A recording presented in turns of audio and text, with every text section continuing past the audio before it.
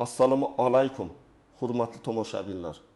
Bugun men 7 iyuldan boshlab barcha pensionerlar uchun kutilayotgan yangi syurpriz haqida juda muhim ma'lumotlarni tushuntirib beraman. Bu mavzu nafaqat pensiya olayotgan otaxon va onaxonlarga, balki ularning farzandlari, nevaralari, yaqin qarindoshlariga ham bevosita tegishli. Chunki pensiya miqdori qo'shimcha to'lovlar, qayta hisob-kitob, bank kartasi, naqd pul olish, kommunal to'lovlar va ijtimoiy yordam masalalari har bir oilaning kundalik hayotiga ta'sir qiladi. Men bugun sizga oddiy tilda tushuntiraman. Avval qanday edi? 7 iyuldan keyin nimalar o'zgarishi mumkin? Kimlar bundan foyda ko'radi? Kimlar hujjatlarni tekshirtirishi kerak? Kimlar esa ortiqcha xavotir olmasligi kerak? Ma'lumot juda muhim. Chunki ko'p pensionerlar o'z haqini bilmagani uchun qo'shimcha puldan, imtiyozdan yoki qayta hisob-kitobdan bexabar qolib ketadi. Shuning uchun hoziroq kanalga obuna bo'ling, videoga like bosing va bu videoni ota-onangizga, qo'shnilaringizga, mahalladagi pensioner tanishlaringizga yuborib qo'ying. Pensiya masalasida eng katta muammo shundaki, odamlar ko'pincha faqat kartaga tushgan pulni ko'radi, lekin bu pul qanday hisoblanganini, qaysi qo'shimcha to'lovlar borligini, qaysi hujjat yetishmayotganini, qaysi holatda pensiya qayta ko'rib chiqilishi mumkinligini bilmaydi. Natijada bir odam bir xil mehnat stajiga ega bo'lsa ham boshqasidan kamroq pensiya olishi mumkin. Yoki kishi ishlagan yillari to'liq tasdiqlanmagan bo'lsa, pensiyasi kam hisoblanadi. Yana bir holat, nogironlik, boquvchisini yo'qotganlik, yoshga doir pensiya, ustama yoki kompensatsiya bo'yicha huquq bor, lekin odam murojaat qilmagani uchun to'lov amalga oshmaydi. Avvallari ko'p jarayonlar qog'oz hujjatlar orqali yuritilar edi. Pensioner pensiya bo'limiga borardi, ariza yozardi, mehnat daftarchasini ko'rsatardi, arxivdan ma'lumotnoma olib kelardi, bankka alohida borardi, mahalladan ma'lumotnoma so'rardi. Har bir kichik xato vaqtni cho'zardi. Masalan, familiyada bitta harf noto'g'ri yozilgan bo'lsa, ish staji tasdiqlanmay qolardi. Korxona nomi o'zgargan bo'lsa, arxivdan tasdiq kerak bo'lardi.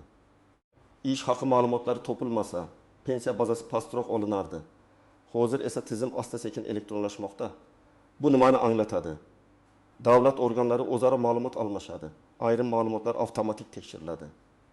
Bank kartalariga to'lovlar tezroq tushadi. Fuqarolar ayrim xizmatlarni onlayn yoki yagona markaz orqali olish imkoniga ega bo'ladi. 1 iyuldan boshlab aytilayotgan yangi syurprizning asosiy mazmuni ham shunda. Pensionerlarning hayotini yengillashtirish, ayrim to'lovlarni soddalashtirish, qo'shimcha imkoniyatlarni kengaytirish va odamlarni ortiqcha yugurtirmaslik. Men buni shunday tushuntiraman. Ilgari pensioner ko'p narsani o'zi izlab yurardi. Endi esa tizim imkon qadar pensionerning haqini aniqlab, unga qulay shaklda yetkazishga harakat qiladi. Lekin bu degani odam umuman hech narsa qilmaydi degani emas. Aksincha, kimning hujjatida muammo bo'lsa, kimning staji to'liq ko'rinmasa, kimning bank ma'lumoti eski bo'lsa, kimning yashash manzili o'zgargan bo'lsa, o'sha odam vaqtida tekshirtirish kerak. Eng avvalo, pensionerlar 1 iyuldan keyingi o'zgarishlarni 3 ta katta yo'nalishda tushunib olishi kerak. Birinchisi, pensiya va qo'shimcha to'lovlarning hisoblanishi. Ikkinchisi, to'lovni olish tartibi, ya'ni karta, naqd pul, bank va pochta masalalari. Uchinchisi, imtiyozlar, kompensatsiyalar va ijtimoiy yordamdan foydalanish tartibi. Birinchi yo'nalish pensiya miqdori bilan bog'liq. Agar pensiya miqdori oshirilsa yoki ayrim toifalarga qo'shimcha ustama belgilansa, bu hammaning kartasiga bir xil summa tushadi degani emas. Masalan, bir pensioner 1 million 200 ming so'm olayotgan bo'lsa, ikkinchisi 2 million 100 ming so'm olayotgan bo'lishi mumkin. Agar oshirish foiz bilan bo'lsa, birining qo'shimchasi boshqasinikidan ko'proq chiqadi. Agar qat'iy miqdorda kompensatsiya berilsa, unda ayrimlar bir xil qo'shimcha olishi mumkin. Shuning uchun odamlar qo'shnisi bilan solishtirib, nega unga ko'p tushdi, menga kam tushdi deb shoshilmasligi kerak. Har bir pensiya alohida hisob-kitob qilinadi. Misol keltiraman. Toshkent viloyatida yashovchi 6 yoshli otaxon 35 yil ishlagan, lekin mehnat daftarchasidagi 5 yil bir eski korxonaga tegishli bo'lgan. O'sha korxona tugatilgan, hujjatlar arxivga topshirilgan. Agar bu 5 yil elektron bazada ko'rinmasa, pensiya hisobida to'liq aks etmasligi mumkin. Otaxon o'z vaqtida arxivga ma'lumotnomasini topshirsa, uning pensiyasi qayta ko'rib chiqilishi ehtimoli bor. Bu qayta hisob-kitobdan keyin har oy 100 ming yoki 200 ming so'm farq qilishi mumkin. Bir qarashda bu kichik ko'rinadi. Lekin bir yilda 1 million 200 ming yoki 2 million 400 ming so'm bo'ladi. Pensioner uchun bu dori-darmon, kommunal to'lov yoki oziq-ovqat xarajati demakdir. Yana bir misol. 13 yoshli onaxon pensiyaga chiqqandan keyin ham kichik do'konda rasmiy ishlagan. Agar ish beruvchi soliq va ijtimoiy to'lovlarni to'g'ri aks ettirgan bo'lsa, bu ma'lumot keyinchalik pensiya qayta hisoblanishida ahamiyatli bo'lishi mumkin. Lekin agar ish norasmiy bo'lgan bo'lsa, qo'lda maosh berilgan bo'lsa, hujjatda ko'rinmaydi. Shuning uchun men har doim aytaman. Pensioner ishlayotgan bo'lsa ham rasmiylikka e'tibor bering, chunki bugun qo'limga pul oldim degan qulaylik ertaga pensiya hisobida ko'rinmasligi mumkin. Ikkinchi yo'nalish to'lovini olish tartibi. Bugun ko'p pensionerlar pensiyani bank kartasi orqali oladi. Bu qulay, chunki pul tushgani telefon orqali ko'rish mumkin. Bankomatdan olish mumkin. Do'konda karta bilan to'lash mumkin. Lekin bu yerda ham muammolar bor. Ba'zi otaxon onaxonlar pin kodni boshqalarga aytib qo'yadi. Kartani qo'shniga yoki uzoq qarindoshga berib yuboradi. SMS xabarlarini o'qimaydi. Kartadan qachon va qancha yechilganini tekshirmaydi. 1 iyuldan keyin to'lovlar tartibi yanada qulaylashsa ham xavfsizlik masalasi o'zgarmaydi. Karta egasi o'z puliga o'zi mas'ul. Masalan, bir onaxon pensiyasini har oy nabirasi orqali yechtiradi. Nabira halol bo'lsa muammo yo'q. Lekin ba'zan 20 million 400 ming so'm tushgan bo'lsa, 20 million 500 ming so'm olib kelib, bank komissiya ushlab qoldi deyishi mumkin. Aslida esa bank komissiyasi juda kichik yoki umuman bo'lmasligi mumkin. Shuning uchun pensionerlar SMS xabarnomani yo'qtirib qo'yishi, bank ilovasini farzandlaridan ishonchli bir kishi orqali tekshirtirishi, bankomat chekini saqlashi kerak. Men buni qo'rqitish uchun emas, himoya qilish uchun aytyapman. 3-yo'nalish imtiyozlar va ijtimoiy yordam. Pensiya faqat oylik pul degani emas. Ayrim holatlarda dori-darmon, sanatoriy yo'llanmasi, kommunal to'lov bo'yicha yengillik, nogironligi bo'lgan shaxslar uchun reabilitatsiya vositalari, yolg'iz yashovchi keksalar uchun ijtimoiy xizmatlar kabi imkoniyatlar mavjud bo'lishi mumkin. Eng katta muammo shundaki, odamlar menga baribir berishmaydi deb umuman murojaat qilmaydi. Men esa shuni maslahat beraman. Avval huquqingizni tekshiring, keyin xulosa qiling. Birinchi navbatda pensiyasi juda kam bo'lganlar e'tibor berishi kerak. Agar siz ko'p yil ishlagan bo'lsangiz, lekin pensiyangiz qo'shningiznikidan ancha kam bo'lsa, buning sababi bo'lishi mumkin. Balki ish staji to'liq kiritilmagan, balki ish haqi ma'lumotlari hisobga olinmagan, balki ayrim davrlar tasdiqlanmagan.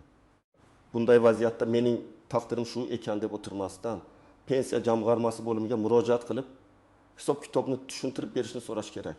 Ikkinchi navbatda mehnat daftarchasida eski korxonalar, kolxoz, sovxoz, zavod, fabrika, qurilish tashkilotlari, harbiy xizmat, dekret davri, o'qish davri kabi yozuvlari bor insonlar e'tiborli bo'lishi kerak. Chunki eski yozuvlarni tasdiqlashda ko'pincha qo'shimcha hujjat talab qilinadi. Masalan, ayol kishi farzand tarbiyasi sababli ishlamagan yillarini noto'g'ri tushunishi mumkin. Ayrim davrlar qonunda belgilangan tartibda stajga qo'shilishi mumkin. Ayrimlari esa qo'shilmasligi mumkin. Bu yerda umumiy gap emas. Aniq hujjat va aniq holat muhim. 3-navbatda nogironligi bo'lgan pensionerlar va ularni parvarish qilayotgan oilalar diqqat qilishi kerak. Nogironlik guruhi tibbiy mehnat ekspert komissiyasi xulosasi. Qayta ko'rik muddati, qo'shimcha yordam, dori-darmon va reabilitatsiya vositalari bo'yicha hujjatlar yangilangan bo'lishi zarur. Agar hujjat muddati o'tib ketgan bo'lsa, to'lov kechikishi yoki ayrim imtiyozlar vaqtincha to'xtashi mumkin. Men ko'p ko'rganman, odam kasal, haqiqatan yordamga muhtoj, lekin bitta ma'lumotnoma vaqtida yangilanmagani uchun to'lovda uzilish bo'ladi. 4-navbatda bank kartasi muddati tugayotgan pensionerlar e'tibor berish kerak. Karta muddati tugagan bo'lsa, pul tushishi bilan bog'liq texnik muammo paydo bo'lishi mumkin. Shuning uchun kartaning old tomonidagi amal qilish muddatini tekshirib qo'ying. Agar muddat yaqinlashgan bo'lsa, bankka borib yangi karta rasmiylashtiring. Bunda pasport yoki ID karta kerak bo'ladi. Agar pensionerning o'zi bora olmasa, ishonchnoma masalasi qonuniy tartibda hal qilinishi kerak. Agar sizning pensiyangiz har oy o'z vaqtida tushayotgan bo'lsa, hujjatlaringiz to'liq bo'lsa, bank kartangiz ishlayotgan bo'lsa, yashash manzilingiz o'zgarmagan bo'lsa, qo'shimcha tekshiruvdan qo'rqish shart emas. O'zgarishlar odatda tartibni yaxshilash, to'lovlarni aniqlashtirish va xizmatlarni qulaylashtirish uchun qilinadi. Lekin baribir bir marta hisob-kitobingizni tekshirtirib qo'yish zarar qilmaydi. Agar siz pensiyani naqd pul shaklida olayotgan bo'lsangiz va bu tartib sizga qulay bo'lsa, mahalliy bo'lim yoki xizmat ko'rsatuvchi tashkilotdan keyingi tartibni aniqlab oling. Ba'zi hududlarda kartaga o'tish tavsiya qilinishi mumkin, ba'zi holatlarda esa nogironligi bor. Yoshi katta yoki harakatlanish qiyin bo'lgan fuqarolarga alohida tartib saqlanishi mumkin. Muhimi, mish-mishlarga ishonmang. Endi hammaning pensiyasi to'xtarkan, karta bo'lmasa pul berilmas ekan. Hujjat topshirmagan odam pensiyadan ayrilar ekan degan gaplar ko'pincha odamlarni vahimaga soladi. Har doim rasmiy manbadan aniqlang. Endi eng muhim nozik jihatlarga o'tamiz. Birinchi nozik masala pensiya avtomatik oshsa ham. Hamma muammo avtomatik hal bo'lmaydi. Masalan, umumiy oshirish bo'lsa, sizning mavjud pensiyangiz oshishi mumkin. Lekin sizning eski stajingiz hisobga olinmagan bo'lsa, bu avtomatik topilib darhol qo'shiladi deb kutib o'tirmang. Buning uchun ariza, hujjat va tekshiruv kerak bo'lishi mumkin. Ikkinchi nozik masala hujjatdagi ism familiya farqlari. Ko'p keksalarda eski hujjatlarda familiya ruscha yozilgan. Yangi ID kartada lotincha yozilgan. Mehnat daftarchasida otasining ismi boshqacha ko'rsatilgan bo'lishi mumkin. Masalan, Karimova Xolida bir hujjatda Xolida, boshqa hujjatda Xolida bo'lib ketgan. Oddiy odam uchun bu bitta shaxs, lekin hujjat tizimi uchun farq bo'lishi mumkin. Shuning uchun bunday xatolarni vaqtida to'g'rilash kerak. Ba'zan fadiga yo'q. Arxiv yoki sud orqali tasdiqlash talab qilinishi mumkin. Uchinchi nozik masala, boshqa davlatda ishlagan davrlar. Ayrim fuqarolar Rossiya, Qozog'iston yoki boshqa davlatlarda ishlagan. Bu yillar pensiya hisobiga qanday ta'sir qilishi alohida tartibga bog'liq. Har bir davlat bilan kelishuv, to'lovlar va hujjatlar masalasi farq qiladi. Shuning uchun chet elda ishlagan odamlar oddiy og'zaki gapga emas, rasmiy ma'lumotnomaga tayanishi kerak. 4-nozik masala, pensioner ishlasa, pensiyasi yo'qolib qoladimi degan savol. Ko'p odamlar shu savoldan qo'rqadi. Amaldagi tartiblarda ishlayotgan pensionerlar bo'yicha alohida qoidalar bo'lishi mumkin, lekin rasmiy ishlashni yashirish odatda foydali emas. Chunki yashirin ish stajga ham, huquqqa ham to'liq xizmat qilmaydi.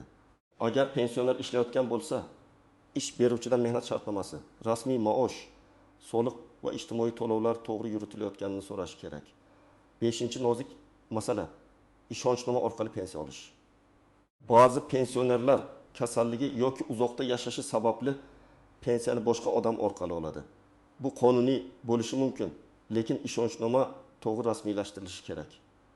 Men maslahat beraman, pulingizni kim olayotganini, qancha olayotganini, qachon olayotganini yozib boring. Hatto farzand bo'lsa ham, hisob-kitob ochiq bo'lsa, oilada tushunmovchilik kamayadi. 6-nozik masala, firibgarlar, pensiya oshishi, yangi to'lov, kompensatsiya yoki 1-iyuldagi yangiliklar haqida gap chiqqanda firibgarlar ham faollashadi. Ular telefon qilib, kartangizga qo'shimcha pensiya tushiramiz, SMS kodini ayting, pasport rasmingizni yuboring. Oldindan to'lov qilsangiz sizga katta summa chiqaramiz deyishi mumkin. Hech qachon SMS kodini bermang. Bank kartasi raqami, amal qilish muddati va orqa tomondagi kodni hech kimga aytmang. Davlat idoralari sizdan telefon orqali maxfiy kod so'ramaydi. Agar shubhali qo'ng'iroq bo'lsa, darhol yaqinlaringizga ayting yoki bankning rasmiy raqamiga qo'ng'iroq qiling. Endi men sizga aniq qadamlarni aytaman. Birinchi qadam. Pensiya miqdoringizni yozib qo'ying. Har oy kartaga qancha tushyapti, qaysi sanada tushyapti, oldingi oy bilan farqi bormi? Bularni oddiy daftar yoki telefoningizga qayd qiling. Bu juda muhim. Chunki og'zaki eslab yurish ko'pincha xatoga olib keladi. Agar iyul oyida summa o'zgarsa, siz aniq solishtira olasiz. Ikkinchi qadam, hujjatlaringizni bir joyga yig'ing. Pasport yoki ID karta, pensiya guvohnomasi, mehnat daftarchasi, arxiv ma'lumotnomalari, nogironlik haqidagi hujjatlar, bank kartasi ma'lumotlari, nikoh yoki familiya o'zgargani haqidagi guvohnoma, farzandlar tug'ilganlik guvohnomalari kerak bo'lishi mumkin. Hujjatlarni papkaga solib qo'ying. Nusxa kerak bo'lsa, oldindan ko'paytirib qo'yish foydali. 3-qadam, pensiya hisob-kitobini tekshirtiring. Buning uchun yashash joyingizdagi pensiya jamg'armasi bo'limiga yoki davlat xizmatlari markaziga murojaat qilishingiz mumkin.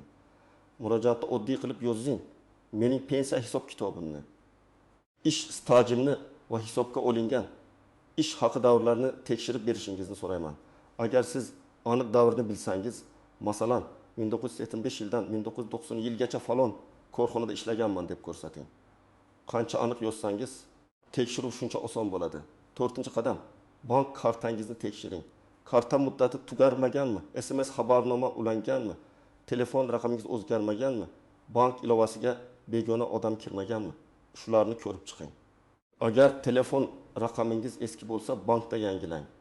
Chunki pul tushgani, yechilgani, to'lov qilingani haqida xabar sizga kelishi kerak. 5-qadam, agar siz yolg'iz yashasangiz, mahalla bilan aloqani uzmang. Mahalla xodimlari, ijtimoiy xodimlar tibbiyot muassasasi ayrim holatlarda keksalarga yordam ko'rsatishi mumkin. Lekin ular sizning muammongizni bilmasa, yordam berishi qiyin. Uyda yotib qolgan, yurishi qiyin. Farzandlari uzoqda bo'lgan pensionerlar ayniqsa o'z holatini mahallaga ma'lum qilish kerak. 6-qadam, agar pensiyangiz bo'yicha to'g'ri bor deb o'ylasangiz, shunchaki og'zaki shikoyat bilan cheklanib qolmang. Yozma ariza bering. Arizada ism, familiyangiz, manzilingiz, telefon raqamingiz, pensiya turi, muammo mazmuni va talabingizni aniq yozing. Masalan, ish stajimning falon davri hisobga olinmagan deb hisoblayman. Shu davrni tekshirib, pensiyamni qayta hisoblab berishingizni so'rayman. Arizani topshirganingizda ro'yxatdan o'tgan raqamini oling yoki elektron yuborsangiz tasdiqni saqlang. 7-qadam, yaqinlaringizdan yordam so'rashdan uyalmang. Ko'p otaxon, onaxonlar bolalarimni bezovta qilmay deb yuradi. Lekin pensiya bu sizning qonuniy haqqingiz. Farzand yoki nabirasiga hujjatni ko'chirishda, navbat olishda, bankka borishda, ariza yozishda yordam bersa, bu uyat emas. Aksincha, bu oilaning kattalarga hurmati. Tasavvur qiling, Samarqandda yashovchi 70 yoshli bir otaxon 30 yil qurilish sohasida ishlagan. Pensiyaga chiqqanda ayrim yillar bo'yicha ish haqi ma'lumoti topilmagan. Shuning uchun uning pensiyasi kutilgandan past chiqqan. U 1 iyuldagi yangiliklarni eshitib endi o'zi oshsa kerak deb kutishi mumkin. Lekin to'g'ri yo'l boshqa.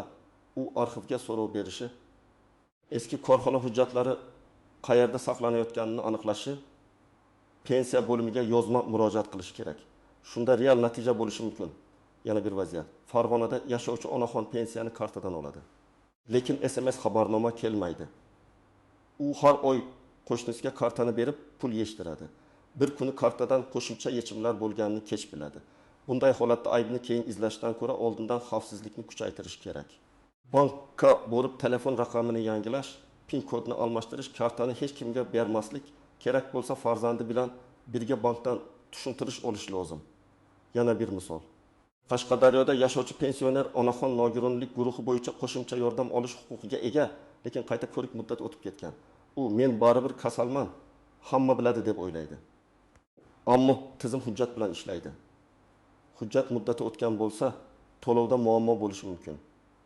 Shuning uchun tibbiy hujjatlarni vaqtida yangilash, poliklinika va tegishli komissiya bilan aloqada bo'lish zarur. Ko'pchilik so'raydi.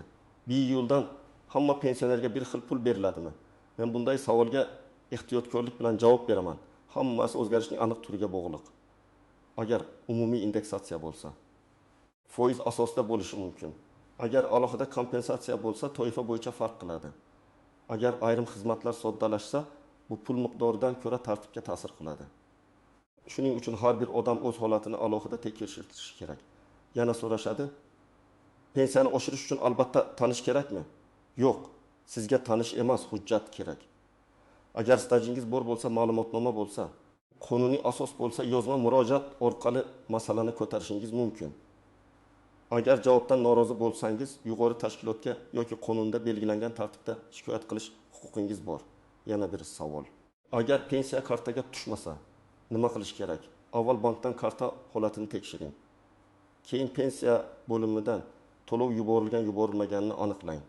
Ba'zan muammo bank kartasida, ba'zan hujjatda, ba'zan texnik kechikishda bo'ladi. Shoshilib vahima qilmang, lekin jim ham o'tirmang. To'lov kechiksa, sanani yozib qo'ying va rasmiy murojaat qiling. Hurmatli tomoshabinlar, iyuldan pensionerlar uchun kutilayotgan yangiliklarning eng muhim tomoni shuki, har bir kishi o'z pensiyasi, hujjatlari, bank kartasi va imtiyozlarini diqqat bilan tekshirishi kerak. Kimning hujjati to'liq bo'lsa, kimning kartasi ishlayotgan bo'lsa, kimning hisob kitobi aniq bo'lsa, u ortiqcha xavotir olmaydi. lekin kimning staji to'liq kiritilmagan, hujjatida xato bor, bank ma'lumoti eski. Nogironlik hujjati muddati o'tgan yoki qo'shimcha yordam olish huquqi bo'lishi mumkin bo'lsa, u albatta harakat qilishi kerak. Men sizga ekspert sifatida bitta asosiy fikrni aytaman.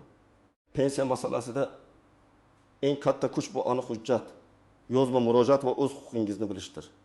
Mish-mishlarga ishonmang, SMS kodini hech kimga bermang, kartangizni begona qo'lga topshirmang. Pensiya hisobingizni esa vaqti bilan tekshirtirib turing. Shunda bir yo'ldagi har qanday yangilikdan to'g'ri foydalanasiz va o'zingizga tegishli haqdan bexabar qolmaysiz. Agar sizning pensiyangiz bo'yicha savolingiz bo'lsa, izohlarda yozib qoldiring. Qaysi hududdansiz? Pensiya turi qanday? Muammo nimada? Men keyingi videolarda eng ko'p berilgan savollarga alohida javob beraman. Videoga like bosing, kanalga obuna bo'ling va bu ma'lumotni albatta ota-onangiz, qo'shnilaringiz va tanish pensionerlar bilan ulashing. Chunki bitta ulashilgan video kimningdir qo'shimcha haqini olishiga, xatosini tuzatishiga yoki firibgarlardan himoyalanishiga sabab bo'lishi mumkin.